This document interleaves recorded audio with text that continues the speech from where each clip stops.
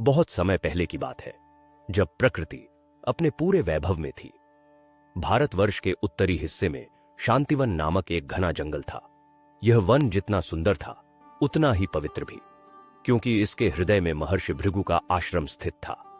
महर्षि भृगु अपनी तपस्या और ज्ञान के लिए तीनों लोकों में विख्यात थे। वे दिन रात ईश्वर की आराधना और ध्यान में लीन रहते थे। एक दोपहर एक थका हारा यात्री उस वन में प्रवेश करता है। उसका नाम विक्रम था। विक्रम एक व्यापारी था जो अपने व्यापार के सिलसिले में दूर देश जा रहा था। वह घमंड और धन के मद में चूर था। विक्रम वन की शांति से अनजान था।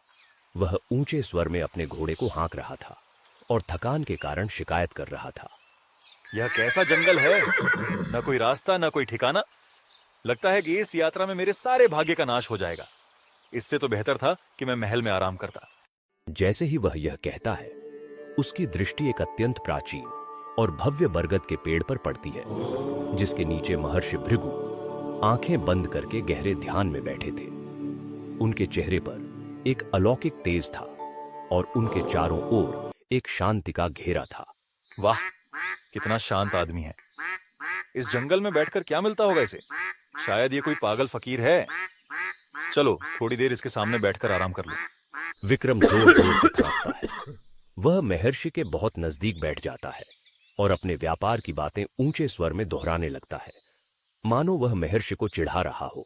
मेरी पिछली यात्रा में मैंने सोने के सिक्कों का इतना बड़ा ढेर कमाया कि अगर तुम जैसे 100 फकीर 1000 साल तक भीख मांगे तो भी इतना धन जमा नहीं कर पाएंगे। ये सब मेरी मेहनत और चालाकी का फल है।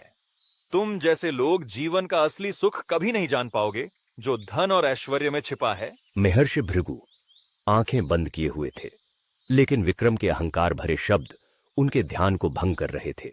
एक तपस्वी के लिए ध्यान टूटना सबसे बड़ी बाधा होती है। महर्षि ने पहले उसे अनसुना करने का प्रयास किया, लेकिन जब विक्रम ने उनका और उनके तप का मजाक उड़ाना जारी रखा तो महर्षि का धैर्य टूट गया। धीरे धीरे महर्षि ने अपनी आंखें खोली। उनकी आंखें अब शांत नहीं थीं। उनमें एक क्रोध की अग्नि जल रही थी, जो किसी भी पत्थर को जलाकर राख करने की क्षमता रखती थी। रुक जाओ मूर्ख। विक्रम अचानक इतनी तीव्र और शक्तिशाली आवाज सुनकर कांप उठा। उसका सारा अहंकार एक पल में वाष्पित हो गया। महाराज, मैं तो बस विश्राम कर रहा था। विश्राम? तुमने यहां बैठकर केवल विश्राम नहीं किया है, तुमने मेरी हजारों वर्षों की तपस्या में व्यवधान डाला है। तुमने इस पवित्र वन की शांति को भंग किया है। तुमने धन के मद में चूर होकर ज्ञान और त्याग का उपहास किया है। तुमने जिस धन और घमंड को अपनी सबसे बड़ी शक्ति माना है, वही तुम्हारा सबसे बड़ा अभिशाप बनेगा।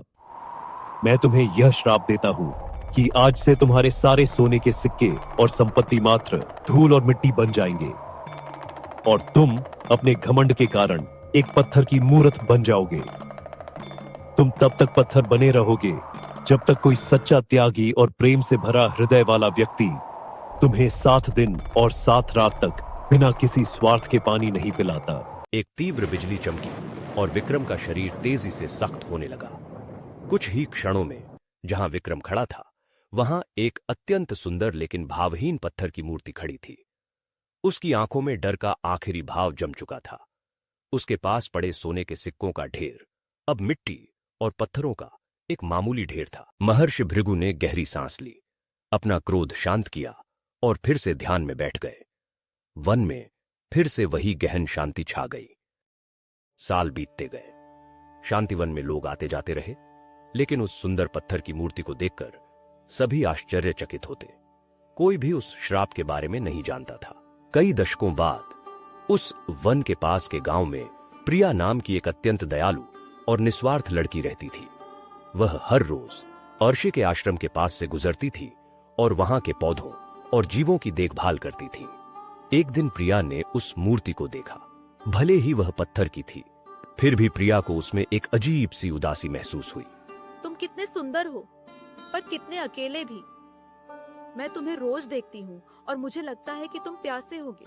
बिना किसी लालच या कारण के प्रिया ने पास के झरने से पानी लाया और रोजाना उस मूर्ति को उसके पैरों के पास थोड़ी थोड़ी मात्रा में चढ़ाना शुरू कर दिया। वह 7 दिन और 7 रात तक बिना किसी से कुछ कहे, बिना किसी फल की आशा किए, बस अपनी दया और प्रेम के कारण यह कार्य करती रही। 7वें दिन की रात जब प्रिया ने अंतिम बार जल चढ़ाया तो आसमान में एक दिव्य प्रकाश फैला। पत्थर की मूर्ति जोर से कांपी और श्राप का कवच टूट गया। विक्रम अपनी पिछली अवस्था से कहीं अधिक विनम्र और निर्मल होकर अपनी पत्थर की कैद से बाहर आ गया। ये मैं कहां हूं? मैं जीवित हूं? क्या मैं सच में जीवित हूं? उसने प्रिया को देखा जो आश्चर्य और खुशी से उसे देख रही थी। हे देवी, तुम कौन हो? तुमने मुझे इस भयानक श्राप से मुक्त किया है। मैं उस महान आर्षि का श्राप भूला नहीं हूं। मैंने जीवन भर घमंड किया और उसका फल पाया। मैं सिर्फ प्रिया हूँ। मुझे लगा कि आप प्यासे होंगे। सेवा करना मेरा स्वभाव है। मैंने कोई महान कार्य नहीं किया। तुम ही मेरी असली मुक्तिदाता हो। महर्षि भृगु का श्राप एक दंड नहीं, बल्कि मेरे लिए एक शिक्षा थी। यह श्राप मुझे यह सिखाने आया था कि धन से ज्यादा जरूरी प्रेम, दया और विनम्रता है। तुमने बिना किसी स्वार्थ के मेरी प्यास बुझाई। अब मैं भी अपना जीवन दूसरों की सेवा में लगाऊंगा। पत्थर की कैद से मुक्त होने के बाद विक्रम और प्रिया ने पहला काम महर्षि भृगु के आश्रम जाकर उन्हें प्रणाम करना उचित समझा। विक्रम जानता था कि उसके जीवन की सबसे बड़ी भूल उस महान तपस्वी का अपमान करना था। हे महर्षि, मैं वही अज्ञानी और घमंडी विक्रम आपके चरणों में क्षमा मांगता हूं। आपके श्राप ने मुझे भौतिक संसार की निरर्थकता और आध्यात्मिक जीवन की महत्ता का बोध कराया है। मैं अब समझ गया हूं कि वास्तविक धन सोने के सिक्कों में नहीं, बल्कि एक शुद्ध हृदय में छिपा है। प्रिया भी बगल में शांत खड़ी थी। उसने भी हाथ जोड़कर प्रणाम किया। महर्षि ने धीरे से अपनी आंखें खोली। उनकी दृष्टि अब शांत और करुणा से भरी थी। उठो वत्स, श्राप का उद्देश्य कभी दंड देना नहीं था, बल्कि तुम्हारी चेतना को जगाना था। तुम्हारा घमंड एक गहरा अंधकार था और उस अंधकार को केवल एक तीव्र आघात ही तोड़ सकता था। तुमने उस आघात को सहन किया और प्रिया के निस्वार्थ प्रेम ने तुम्हें मुक्ति दिलाई। महर्षि से आशीर्वाद लेकर विक्रम ने उस दिन से अपना जीवन पूर्ण रूप से बदल दिया। विक्रम ने अपने व्यापारिक ज्ञान का उपयोग अब गरीबों और जरूरतमंदों की सहायता के लिए किया। वह गांव के लोगों को सिखाता था कि संतोष सबसे बड़ा धन है और सेवा सबसे बड़ा व्यापार। घमंड एक ऐसा आवरण है जो मनुष्य को सत्य के प्रकाश से दूर रखता है। सच्चा सुख और सच्ची मुक्ति केवल निस्वार्थ सेवा, विनम्रता और प्रेम में ही निहित है।